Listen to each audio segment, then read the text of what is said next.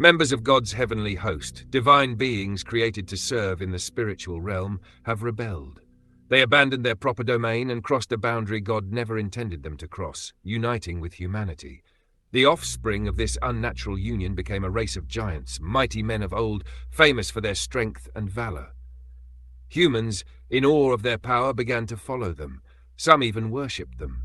But this allegiance came at a cost. Their influence led to widespread violence and moral collapse, bringing humanity to the brink of divine judgment. Genesis 6 warns us, these beings, though renowned, are not the God that created everything. Their greatness is born of rebellion, not righteousness, and they are not to be revered. God surveys his creation and sees what it has become.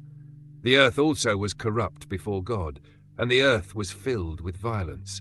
So God looked upon the earth, and indeed it was corrupt, for all flesh had corrupted their way on the earth. Genesis 6 verses 11 to 12. The repetition of the word corrupt underscores the depth of the ruin. Not just mankind, but all flesh had gone astray. That includes men, women, children, and the Nephilim, who had risen as dominant clan leaders in this fractured world. But the corruption goes even further.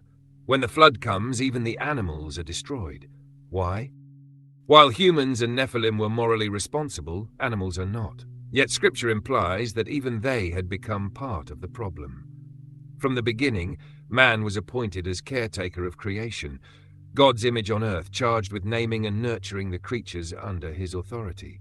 But as man turned violent, so too did the world he was meant to steward. The Hebrew word for violence here carries connotations of injustice, oppression, bloodshed, and sexual exploitation.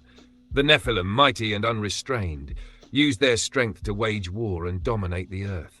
The world was not only broken, it was brutal. And so, judgment falls. Because the corruption had spread to all living things, all flesh must be swept away.